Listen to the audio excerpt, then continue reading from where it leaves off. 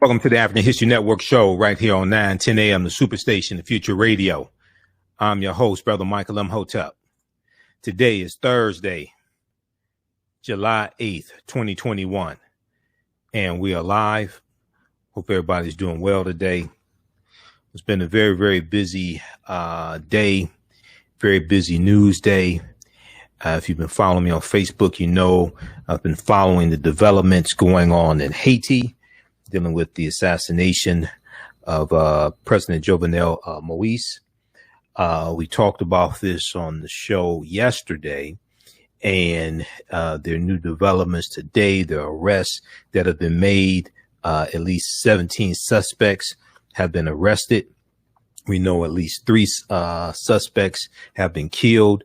2 of the 17 suspects are U.S. citizens, and 15 of the 17 suspects are Colombians. Okay, so we're going to talk about this some more on today's show, give you an update on what's going on.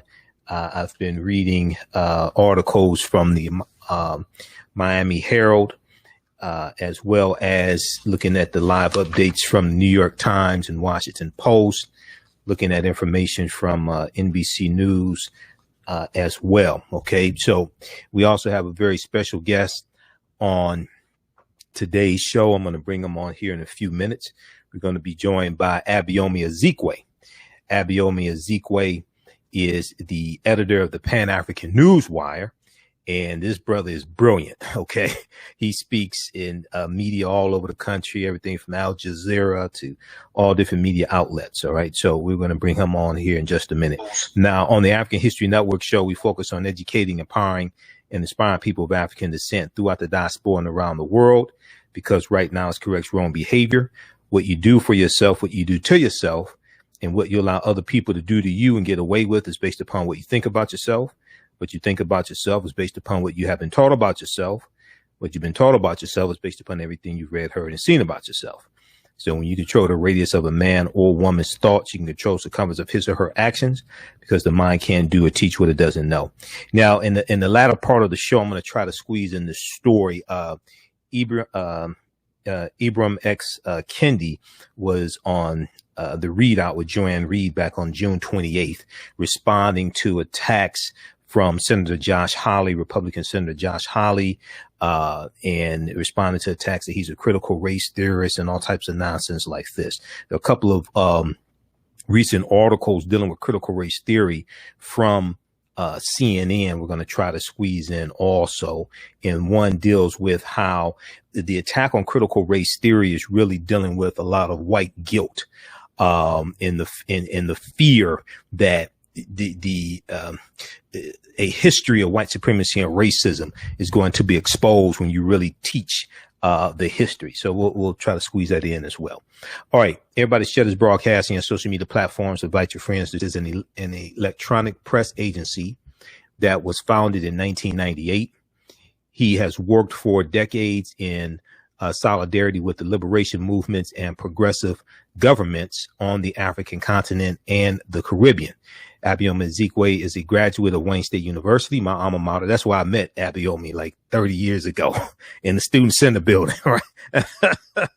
when he's with the Pan-African Student Union. So I joined the Pan-African Student Union after talking to Abayomi. So I've known him going back to like 1992, something like that. He's a graduate of Wayne State University in Detroit, where he earned an undergraduate degree and a graduate degree in political science and public administration and educational and administrative studies. He is the co-founder of several Detroit area organizations, including the Detroit Coalition Against Police Brutality, the Michigan Emergency Committee Against War and Injustice, and the Moratorium Now Coalition to Stop Foreclosures, Evictions, and Utility Shutoffs.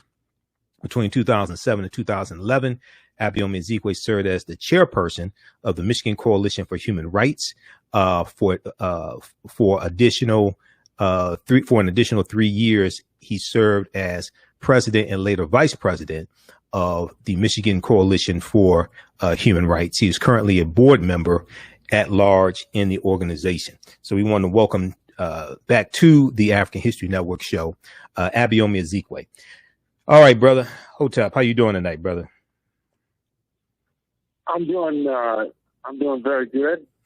How are you? Oh, I'm all right, man. Just busy, brother. It's busy and covering all these stories. Yeah, brother. You know, I'm on 6 nights a week, man. So just covering all these stories. But all right. Yeah, but you know how that is. On top of the news. Exactly. You know how that is. Yeah. All right. Well, you know, I talked about this story a lot on my show yesterday, and I dealt with some of the history of Haiti as well, going back to 1492 when Hispaniola was conquered by Columbus and the Spanish, and then the western portion of the island of Hispaniola it comes under French control. They call it Saint Dominique, and that becomes Haiti. You had the Haitian Revolution in 1791, and they declared their independence in 1804. I dealt with some of the history of Haiti leading up to today, but give us your analysis and give us an update on what's taking place in Haiti right now. And I sent you the article from Miami Herald, and we know that I'm looking at the Miami Herald as well as New York Times. We know 2 South Florida men are some of the suspects arrested. Miami Herald is saying 2 South Florida men have been arrested in connection with the assassination of Haiti President Jovenel Moise, along with 15 Colombian nationals. Haiti police reported Thursday night. So give us an update on what's going on, brother. Well, in terms of what's been reported in the newspapers and on television networks, the president, as you mentioned earlier, Jovenel Moise, was assassinated by a well-organized group of armed gunmen. Right. There's reports coming from the United States ambassador, the Haitian ambassador to the United States, Edmond Bouchy, right, who said that they came up in vehicles and perhaps uniforms of the United States Drug Enforcement Agency. That was a really a major statement because we know Haiti has been a long time accused over the last 25 years or more of being a major conduit for drug trafficking in the Caribbean into the United States. That is something that really needs further exploring. Mm-hmm.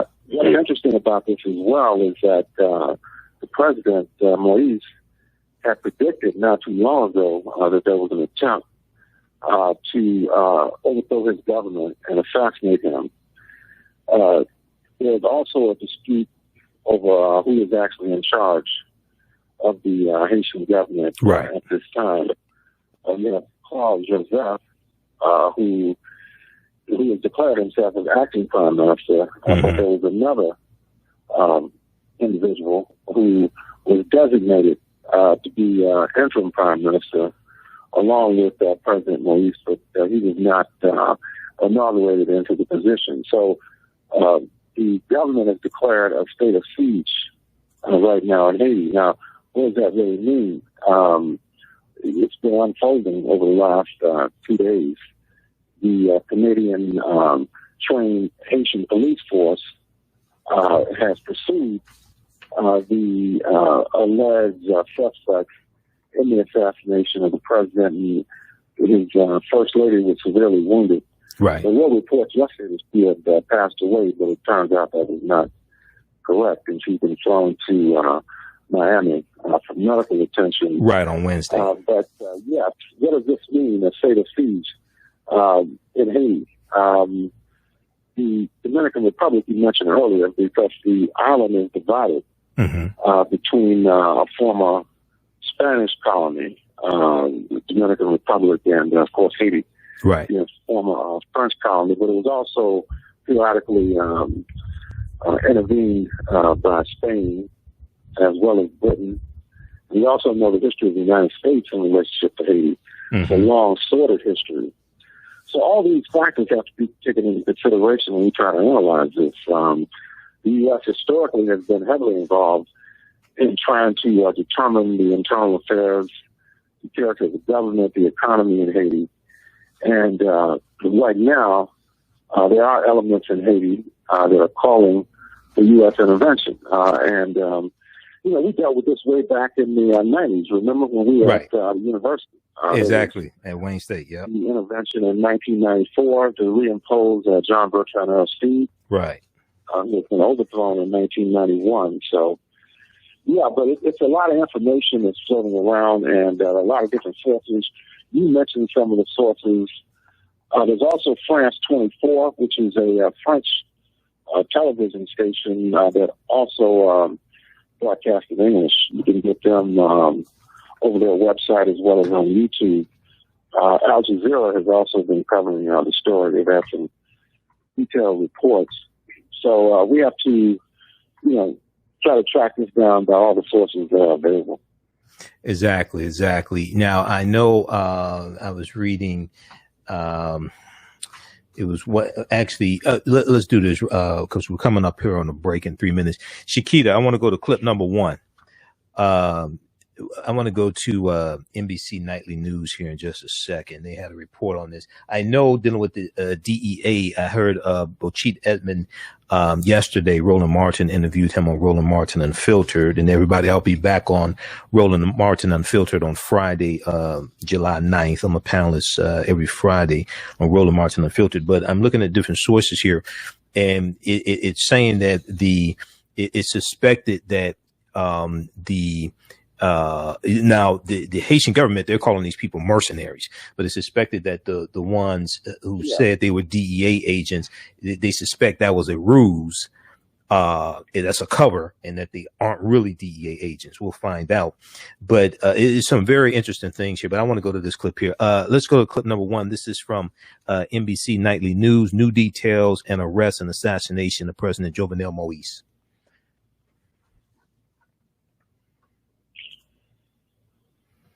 After more video emerged of assassins outside the private home of Haiti's president, less than 24 hours later came the first arrest. Authorities now say 7 suspects were killed during a gun battle and 6 others are now in custody. I'm also aware that a larger group of possible perpetrators have taken refuge in 2 buildings in the city and that they are now surrounded by the police. New footage appears to show heavily armed men moving down the street around the time President Jovenel Moise was assassinated. In separate audio, a voice can be heard identifying the group in English as DEA agents. The Haitian government says they also spoke Spanish and were foreign mercenaries posing as DEA agents. The country's ambassador won't say who may have paid them or whether they had inside help. We don't want to speculate. There is an investigation going on. First Lady Martine Moise was critically wounded and is being treated at a Miami hospital. In Haiti, the Prime Minister has declared a state of siege. Today, protesters gathered outside a police station where suspects were being held. And late today, Haiti's Minister of Elections confirms to NBC News that at least 1 U.S. citizen is among those in custody. Okay. Pause right there. So since that aired at 6 p.m. Eastern Standard Time today, we have more updates, and it's at least two of the suspects arrested are said to be South Florida men. We see that that's being reported also by the Miami Herald. The New York Times is reporting 17 suspects have been arrested in total.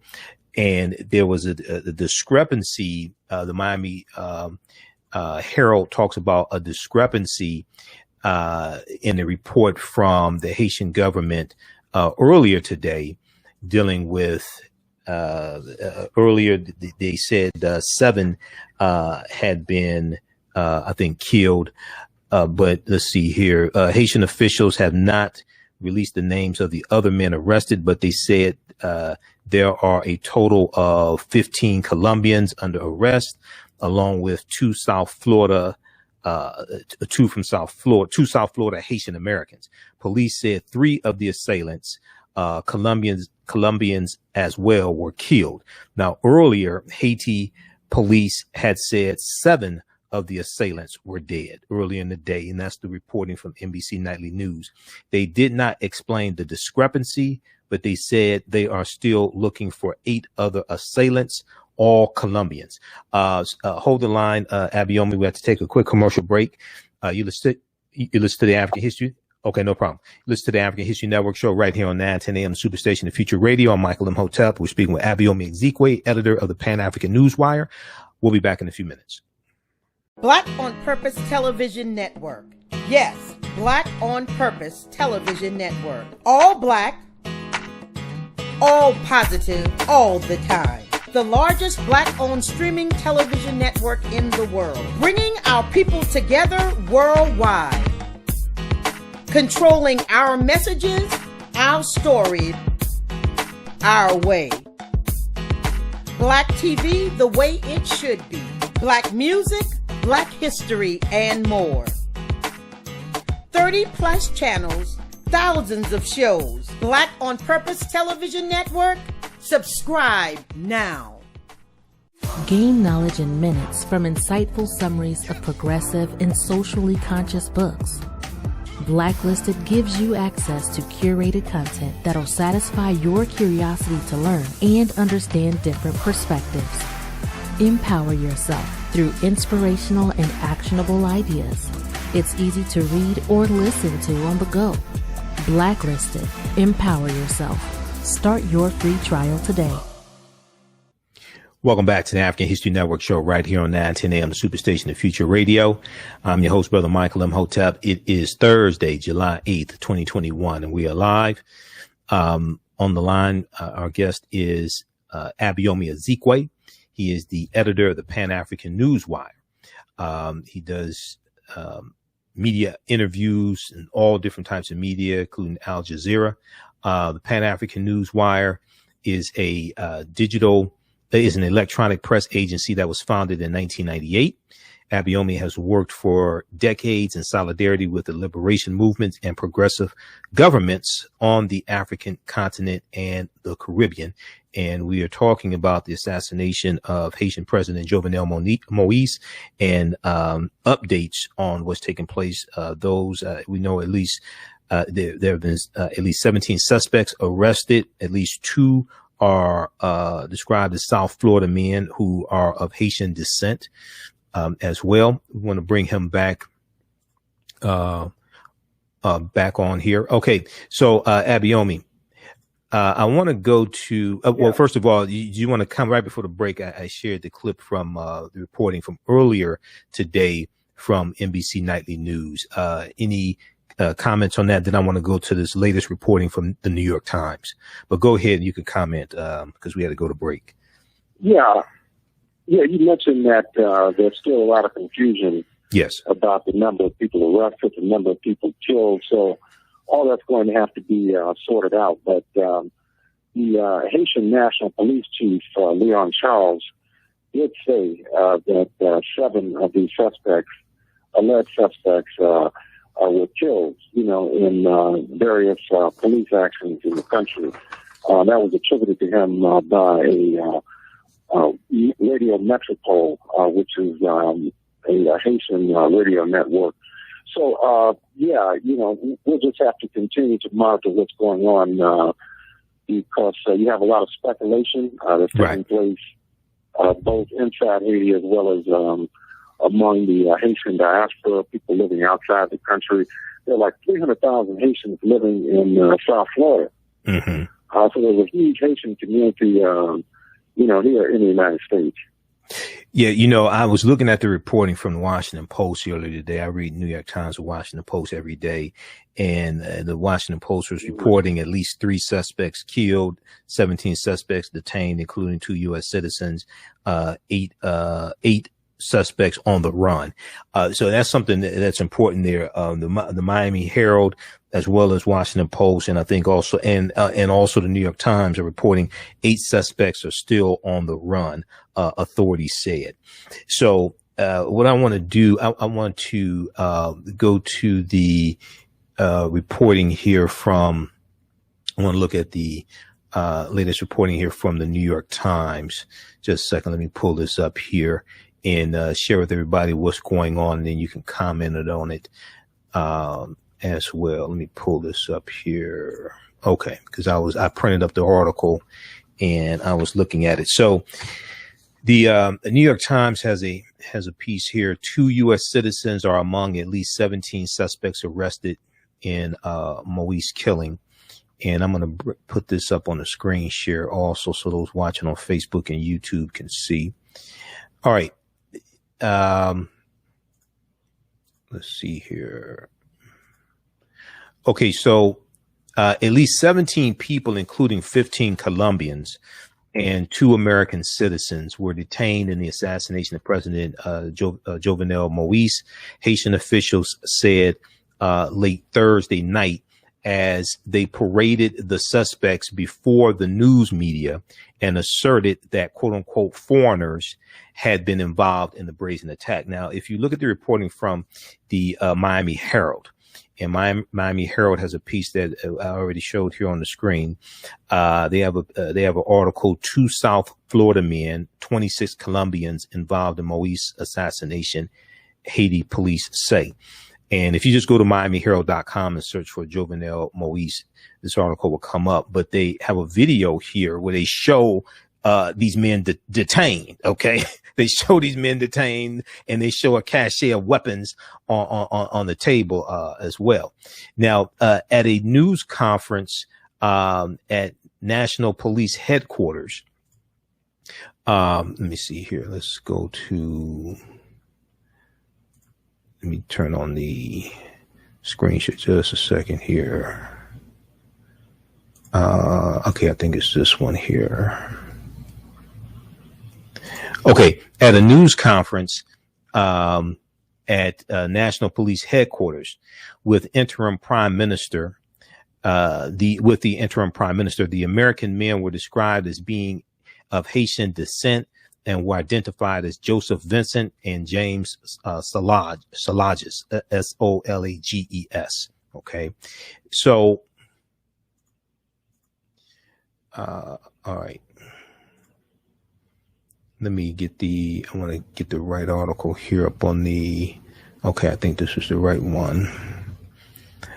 Okay, so Haitian security officials had earlier described Mr. Solages as a resident of South Florida who had been apprehended on Wednesday during the manhunt for the assailants. A Canadian government official said that Mr. Solages was briefly employed as a reserve bodyguard by a security company hired by the Foreign Affairs Ministry in 2010. At least 8 more suspects were on the run, authorities said.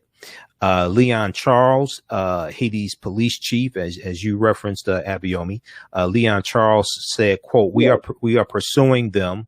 We are asking the public to help us. Now, we know early in the day, the public captured, basically apprehended at least 2 suspects and turned them over to the police. Yeah. Okay. Now, Colombia's defense minister, Diego Molano, said the government was cooperating with an official request from Interpol, the global police agency, for information about the detained suspects. He added that initial information suggested that they were retired members of the Colombian military. Okay. Diego Molano, Colombia's defense minister, said that the initial information suggested that these Colombians who were apprehended were retired members of the Colombia military.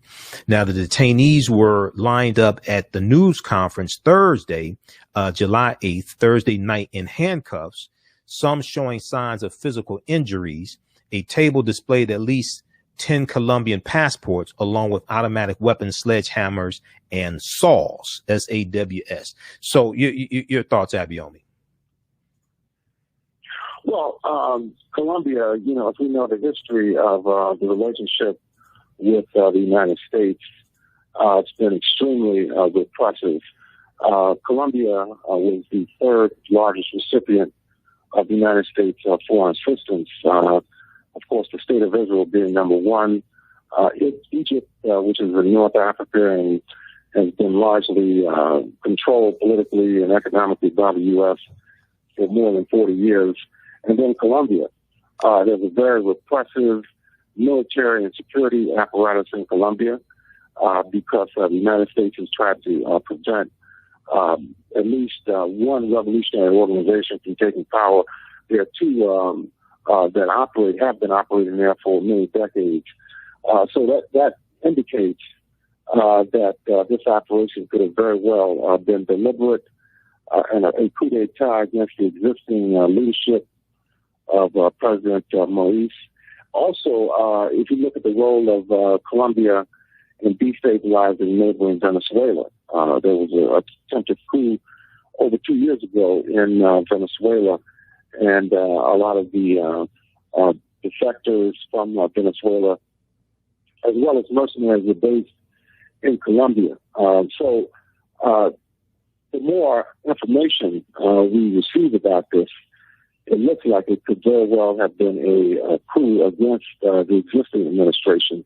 Right. And what the outcome of this is going to be is still not clear, because you have Claude Joseph, who is claiming to be the acting prime minister.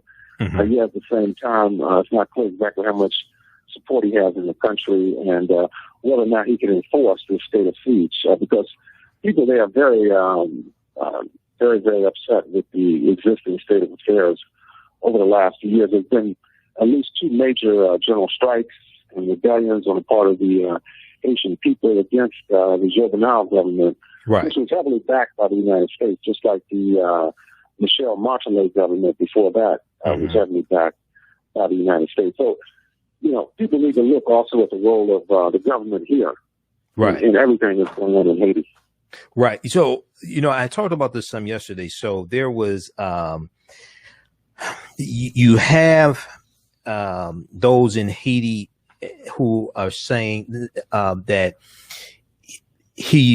Jovenel Moise should have stepped down from power back in February of this year, and he's staying in power past his term or something like that. Talk about that for a minute. That reminds me of Donald Trump, by the way, but talk about that for a minute. Yeah. He, like I said, there's been two major outbreaks of violence. In 2019, there was a large uprising inside the country. Mm-hmm. There's been general strikes among, different trade union groups, community organizations inside the country. And there's also a lot of factionalism within the Haitian parliament, as well as the various political parties. Okay, I'm getting some feedback. Hold on, what is it? So therefore, what's important to understand is that with all this internal turmoil inside the country, it was very difficult to have any type of smooth transition of power. So it's been delayed, and I think the United States supported the delay of the handover of power. Now they claim you said the United States was supportive of what now? The United States was supportive of what? Of the continuation of the Jovenel Moise staying in office. At least that was their public posture. Okay. Up until recently. Now they're saying that they want the election to take place later this year, but it's not clear if the country is in a position to hold multi-party elections, considering that the president was assassinated, and there are a lot of other problems going on inside of Haiti itself. But as I said earlier, there are interests. There's been some call from the Dominican Republic ambassador to the United Nations, saying there needs to be some type of international intervention in Haiti because of the instability, and even the ambassadors, at least the one from Canada, who I mentioned earlier, there was an interview with him on one of the leading television networks, France 24. Okay. His name is Robert Artus. Was calling for, the assistance of the Canadian government. And he also pointed out that which I mentioned earlier, the Haitian National Police has been trained and supplied with weapons by the Canadian government. So, by which government? By which government? OAS, the Canadian government. And also the Organization of American States. Okay. The OAS. Okay. Which is based in South America, but it's really a U.S. construct. It was designed many years ago to fight against the influence of Cuba. Right. In Latin America. They supposedly have passed a resolution calling for some type of international investigation into the assassination, saying that Haiti needs help. So we have to look at some of the results of some of the previous interventions by the United States. The overthrow of Jean-Bertrand Aristide in 91, then they reimposed him militarily in 94. Right. He stayed in office for nearly a decade. And then in 2004, at the bicentennial of Haitian independence, which was in 1804, right. France and Canada invaded Haiti and occupied the country for a while. They overthrew Jean-Bertrand Aristide and exiled him to the Central African Republic. This was all done by the United States, France, and Canada. And then they installed the United Nations so-called peacekeeping force in Haiti for many years. There were huge problems with the UN forces there. There was a cholera outbreak, if people recall. And also, there was a lot of resistance to the UN. And there were several clashes and massacres of Haitians by the United Nations peacekeeping forces, which have largely been removed from Haiti right now. So we have to guard against U.S. intervention. The U.S. occupied the country for 19 years, between 1915 and 1934. Right. Ostensibly prompted by an assassination, a political assassination in Haiti during World War I. So, the interventions have not helped as far as we can see. So let me. They went in again in 2010. Remember when there was an earthquake? Yeah, the earthquake in 2010. And, they were supposed to raise hundreds of millions of dollars to help Haiti. Right. Bill Clinton was involved in that project. And we all know the homes were never built. I think they built 6 homes. It was never clear what happened to the money. Right. It was raised from all over the world. Right. Let me do this quickly here. I want to go to this article here. I talked about this yesterday on this show. So everybody, this is an article from NBC News. Haitian President Jovenel Moise assassinated. First Lady injured in attack. Interim Prime Minister says. This is from July 7th, 2021. But I want to go to the last 2 paragraphs here. This is what I was just talking about a couple of minutes ago. Abayomi. It says the Caribbean country of around 11 million is one of the poorest in the Americas. Now, I also talked about yesterday how they had to pay back, I think it was like $21 billion to France, in reparations for defeating France in the injury. They were forced to pay that. And this is one of the reasons why they're so poor. But, Haiti has been gripped by violence and gridlocked in the last few months. Protests against the president, Moise, turned violent in February of 2021.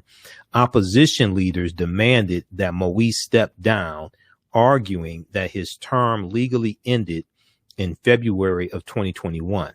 Moise and his supporters maintain his term began when he took office in early 2017, following a chaotic election that forced the appointment of a provisional president to serve during a year-long gap. Now, just so we understand this here, did Moise stay in office past his term ending, or what's going on there? Well, it depends on how you interpret it. As you mentioned, some say because there was a delay of him taking office, because there were allegations of massive voter fraud in the elections that brought him to power. So there were allegations of voter fraud. As a result of that, there were allegations of voter fraud in the election. Okay. On the part of their party. which I mentioned. The party is the Tet Kali Party, and was founded by Michel Montele, who had been in power prior to Jovenel Moise. So there was claims by the opposition of Maafa Bodafar, and it delayed his installation as president. So his supporters would say, no, he has not stayed past his time in office, but then his detractors would say just the opposite. Now, as I mentioned, the U.S. claims they want him to hold elections, I believe, in September. But we'll see if the United States sticks to that position. Okay. So let me ask you this question. Now, we know that back in 1915, that's the beginning of, at the start of World War I, 1914 and 1918, we know that, I think it was about 300 Marines or something like that occupied Haiti.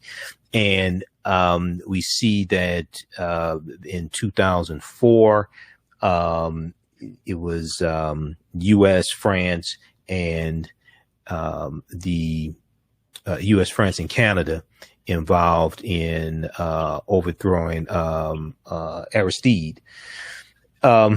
So talk about the relationship between Haiti and the U.S. Why is the U.S. interested in Haiti?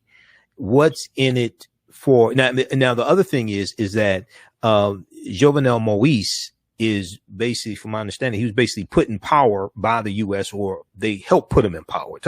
Is that correct? Yeah. He has a background as a businessman. He's involved in the auto parts. Auto parts. Retail sector. Right. He's doing agricultural development of agricultural products. So he's fairly well off as a businessman. So these are the type of people they usually want to support in countries where they have interests. You ask what's at stake. Right. Well, that goes back, many, many centuries.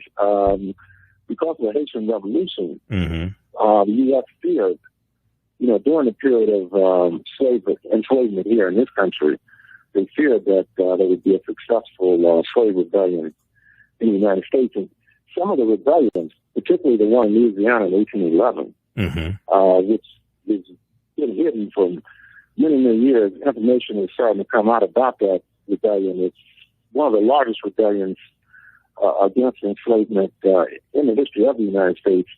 Was led and it was sparked, by people who knew about the Haitian Revolution. Some of the leaders may have been from Haiti, had spent time in Haiti. They were originally, their ancestors went back to West Africa, or the area today known as Ghana.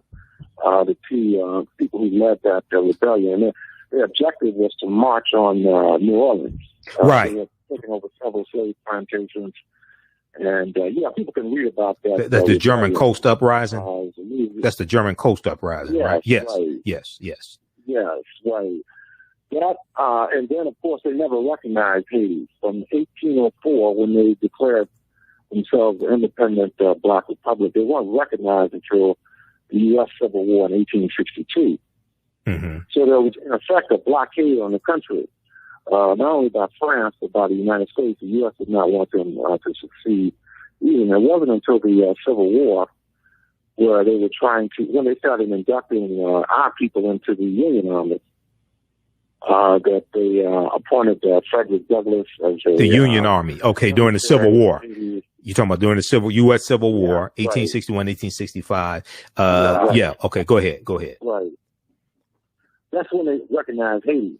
So it was 58 years, and the U.S. failed to recognize them because they feared, a black revolution in the United States against enslavement. So, that's what's at stake. They also want Haiti as a large source of cheap labor as well. You've had, light industrial production there in the past, baseball factories and other type of light industry. And, they heavily exploit the labor of the people there, just like they do here in the United States. Right. And the other thing is, it's important. So a couple of things. One, yeah, you're right. There was a fear when the Haitian Revolution is taking place and Haiti gains its independence in 1804. They declared independence in 1804. There was a fear in this country that rebellions that the Haitian Revolution would spark rebellions here. Okay. Even though rebellions were already taking place, there was a fear of that. The other thing is Nat Turner's mother, it's believed she came from Haiti. Nat Turner's, Nat Turner's mother, her slave owner fled Haiti in the 1790s with his slaves and came to the U.S. Mm-hmm. Okay. And then also the Louisiana Purchase of 1803. The reason why this took place is because the Haitians were beating the hell out of the French. And Napoleon and the French, they sell the land that they had here to raise money to keep fighting the Haitians. Okay. So the U.S. gets about 828,000 square miles of land, and they're going to, for $15 million, and they're going to carve out about 15 states out of that. The Louisiana Purchase, signed by Thomas Jefferson in 1803, doubled the territory of the United States at that time. So it's a deep history, and we get to see how all this is connected. The Haitian Revolution, Columbus in 1492, and the Spanish conquering Hispaniola, the French taking the western portion of the island of Hispaniola, carving out Saint Dominique, and that becomes Haiti, and then we see U.S. involvement, all of this together. So when we look at what you said that the U.S. and Joe Biden has been criticized for supporting Jovenel Moise. So what do you think should happen in Haiti now? What do you think should be the course? Do you think Jovenel Moise should have stayed in office? Do you think he should have stepped down? Do you think somebody else should be president of Haiti right now? What are your thoughts on this? Well, ideally, the various political parties inside the country should come together and form an interim government.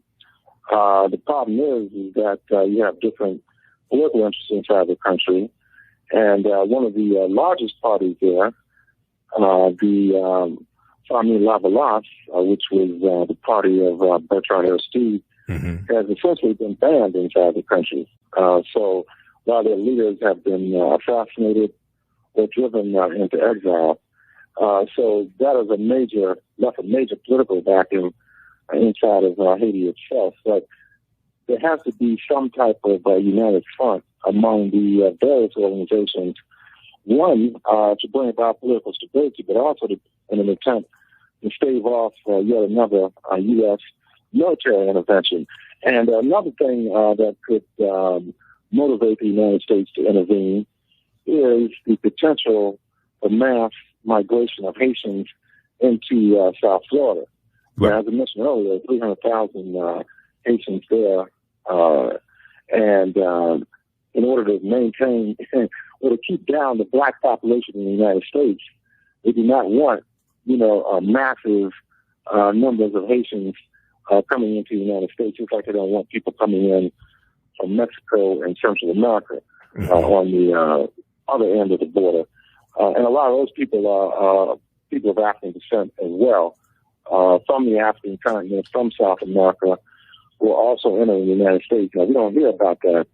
That's concealed because they want to racialize the conflict to make it look like they're just against brown people, people from Mexico, Honduras, Guatemala, and so forth. But, this is a very complex situation in terms of immigration, really migration, because a lot of the people that come for economic reasons, political reasons as well, but also economic reasons. So, it's people migrating, to find what they can think to be a better life. Now, when they get here to find out something totally different, that's people trying with ICE, the police, racism in the United States, and COVID-19 pandemic, and all of that that's been happening here over the last year and a half. Right, exactly. All right, we're almost out of time here on 910 AM Superstation WFDF, but just very quickly, that was the German Coast Uprising in 1811 in Louisiana that you were referring to. I have an article up here from NOLA.com, New Orleans publication, the 1811 Louisiana slave revolt that was almost lost to history.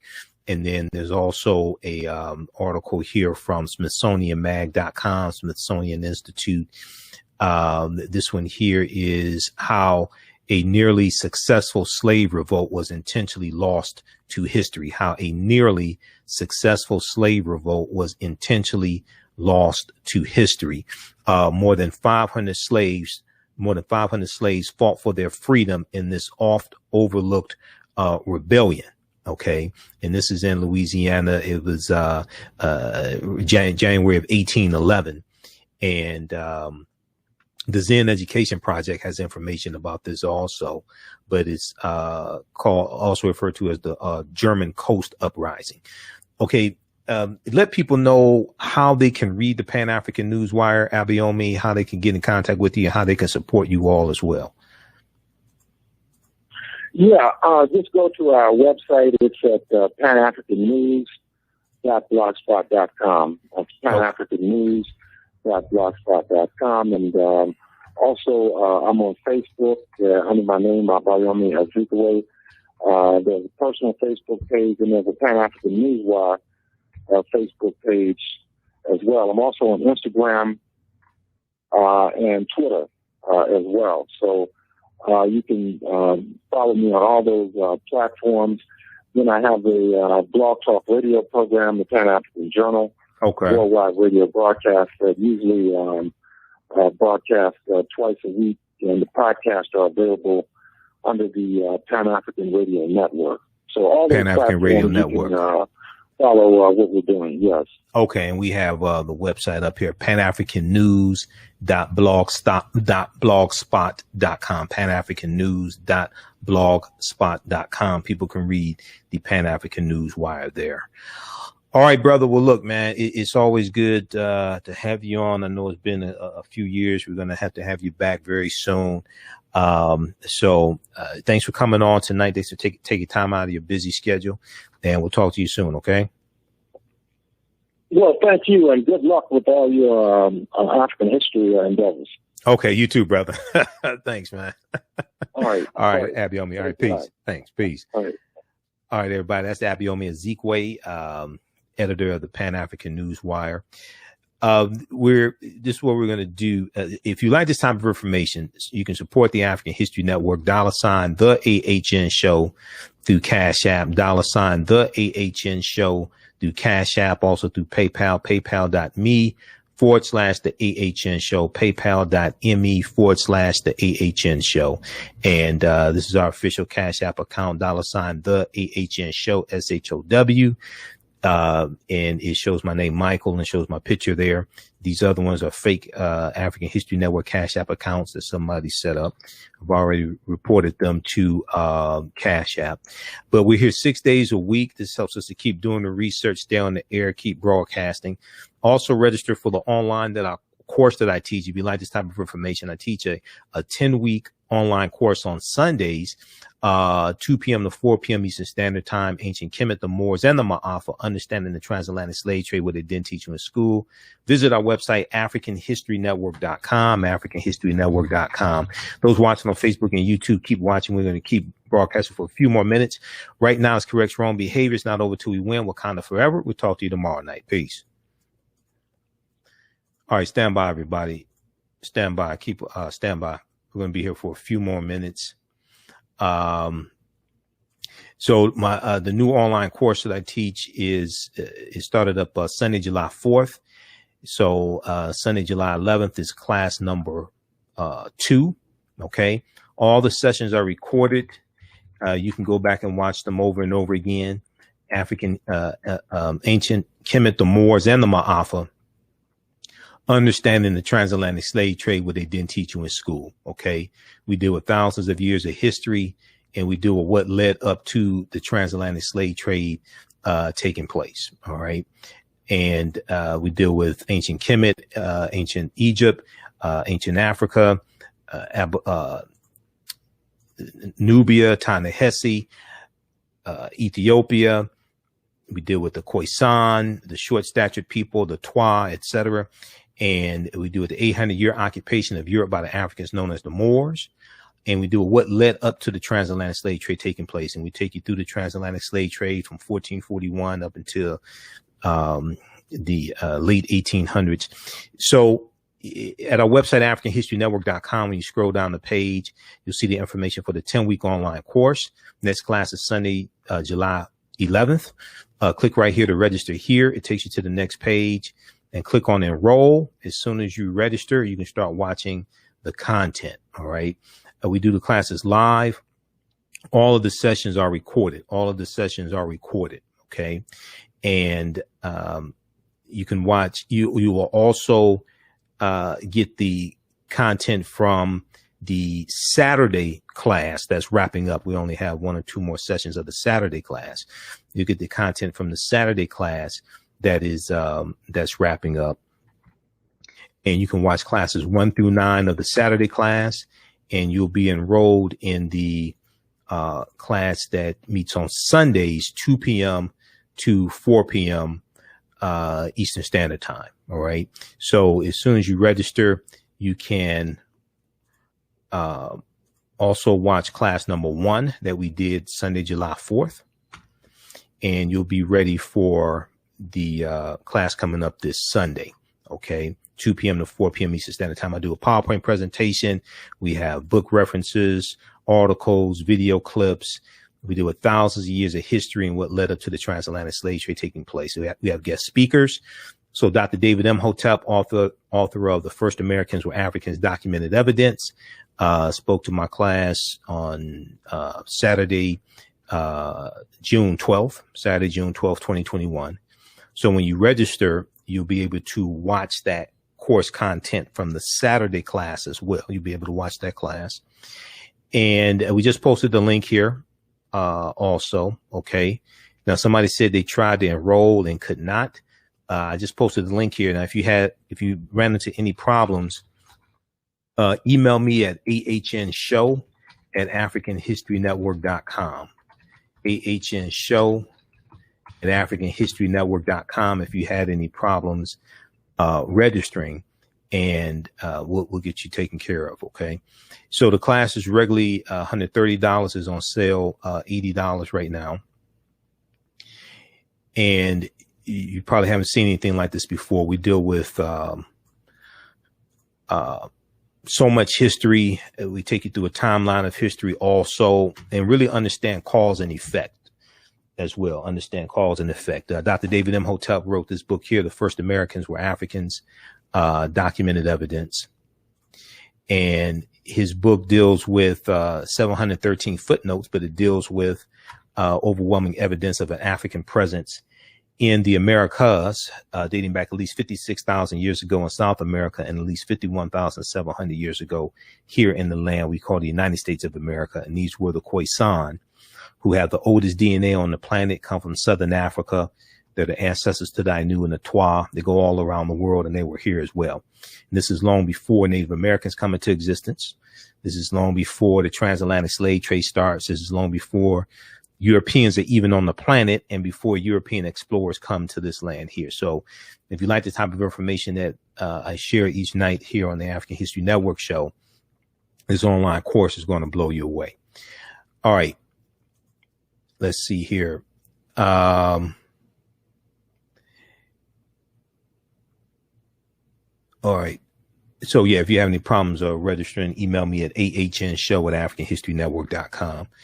Okay, very quickly here, I want to go back to the article. The information deal with critical race theory. We'll deal with that on Friday's show, because I have to get out of here shortly. But to go back to I want to go back to the piece here from the New York Times, And let me refresh the screen, see if there are any updates. And I'm going to do a refresh on also Miami Herald, because Miami Herald was updating their article throughout the day. So I want to look at this as well. Okay. But just very quickly here.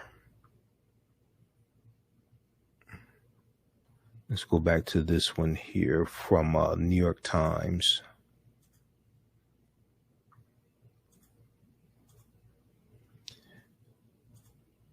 All right.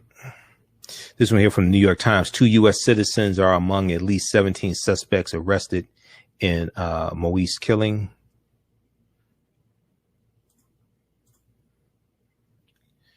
And let's go back to this one here. Okay.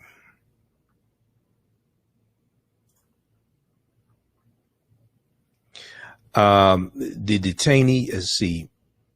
The detainees were lined up at a news conference Thursday night in handcuffs, showing signs of some physical injuries.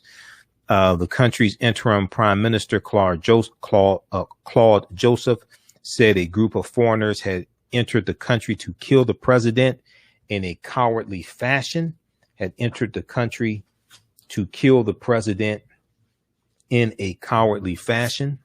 He said, quote, "They forgot something." He said, "You may kill the president, but you may not kill his dreams. You may kill the president, but you may not kill his dreams. You cannot kill his ideology, and you cannot kill what he was fighting for." Now, that's why I'm determined for President Jovenel Moise's family, friends, and allies, and the Haitian population to get justice. Now, angry civilians have also joined in the hunt, capturing some suspects themselves and setting afire vehicles thought to have been used in the attack. Haiti is now basically under martial law after interim Prime Minister Claude Joseph declared a state of siege, That allows the police and members of security forces to enter homes, control traffic, and take special security measures. It also forbids meetings meant to excite or prepare for disorder. So basically, you have martial law going on right now in Haiti. There was another piece from Washington Post I was looking at before we came on the air here, dealing with two epidemics in Haiti, usher in critical phase following assassination. So another piece. We'll probably talk some about that tomorrow. I'll go to that one in just a second. Now, the rapidly evolving crisis deepened the turmoil and violence that has gripped Haiti for months, threatening to tip one of the world's most troubled nations further into lawlessness. Questions swirled about who might have been behind the brazen attack and how they eluded the president's security detail to carry it out. See, this is something else, another question, because based on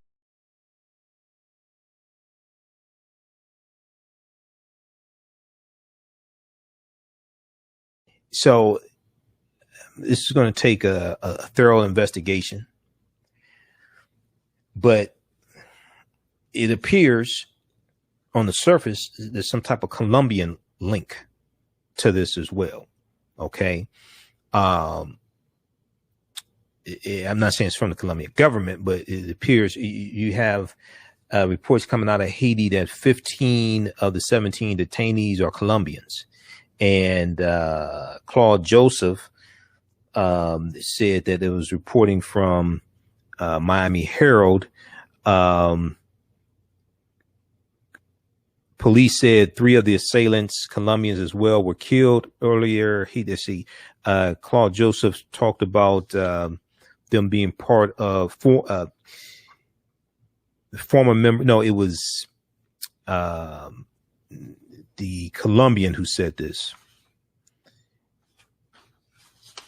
Diego, that they were former members of the Colombian military. That was the piece from Miami Herald. And I'm going to try to find that exact quote here. The rapidly evolving crisis deepened the turmoil and violence that has gripped Haiti for months, threatening to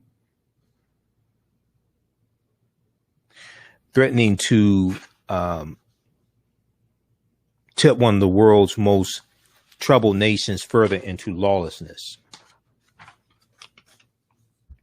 Defense Minister Diego Milano, that's who it was. Defense Minister Diego Milano. That was the piece from the Washington Post. The mysterious plot against Moise was reaching beyond Haiti's borders. Colombian authorities confirmed late Thursday that at least some of the suspects were former members of the Colombian army, saying they had launched an investigation into their alleged involvement. Okay, that's the reporting from the Washington Post.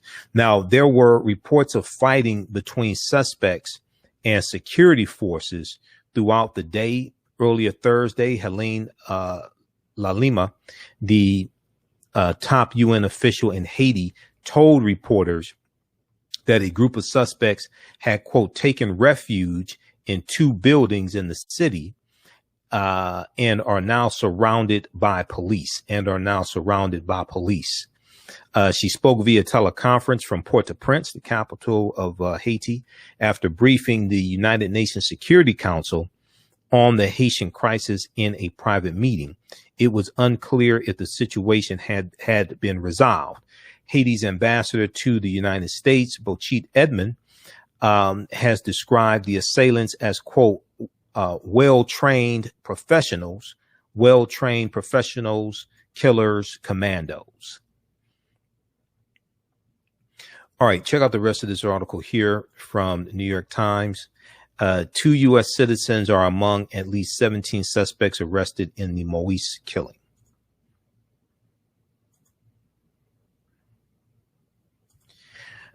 All right, that's going to do it for us. I'll be on Roland Martin Unfiltered on Friday, July 9th. So check me out there, Roland Martin Unfiltered on Roland Martin on Facebook and YouTube. Show airs live 6 p.m. Eastern Standard Time, Monday through Friday, around 6 p.m. You can support the African History Network, $, the AHN Show through Cash App, $, the AHN Show through Cash App, also through PayPal, paypal.me/the AHN Show, paypal.me/the AHN Show, or through our website, AfricanHistoryNetwork.com. It helps us keep doing the research, stay on the air, keep broadcasting 6 days a week, finance the show, pay some of the bills, etc. And be sure to register for my new online course. Class number 2 is going to be Sunday, July 11th, of Ancient Kemet, the Moors, and the Maafa, Understanding the Transatlantic Slave Trade, what they didn't teach you in school. When we deal with the transatlantic slave trade, we can't start in 1619 in Virginia.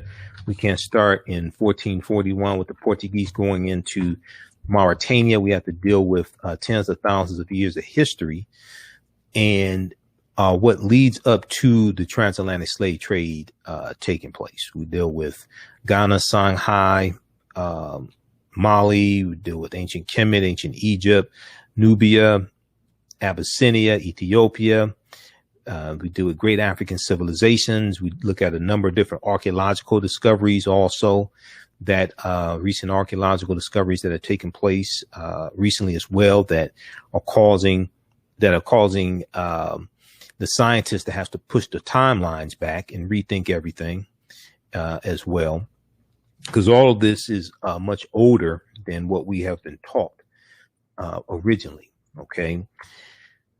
There was just a discovery of the lost city of Egypt that dates back about 3,000 years ago, that just in the last few months, that discovery came out. So you'll see these different types of archaeological discoveries that are coming out every other week, basically. Every other week, we have these new archaeological discoveries that are taking place. All right, so you can register for the online course at AfricanHistoryNetwork.com, our website, AfricanHistoryNetwork.com.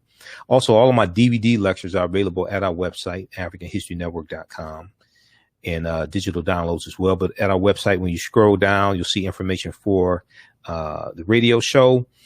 You can click here to listen to audio podcasts of my shows. I just uploaded podcasts today. Click here to read articles I've written. And then we have the information for the online course here, and you'll see the flyer. It's a 10-week online course, meets 10 consecutive Sundays. This next class is Sunday, July 2nd. Sunday, July 11th, 2 p.m. to 4 p.m. Eastern Standard Time. Click here for register here. And then next page, click on enroll. Class is regularly $130, on sale $80. As soon as you register, you can start watching the content. All right, we have to get out of here. Remember, at the African History Network, we focus on educating, empowering, and inspiring people of African descent throughout the diaspora and around the world. Because right now it's correct wrong behavior. It's not over till we win. Wakanda forever. And we will talk to you tomorrow. Okay. Follow us on our Facebook fan page, The African History Network, The African History Network. My YouTube channel, Michael Imhotep, IMHOTEP. Turn on live notifications so you know when we go live. And we'll talk to you tomorrow. Peace.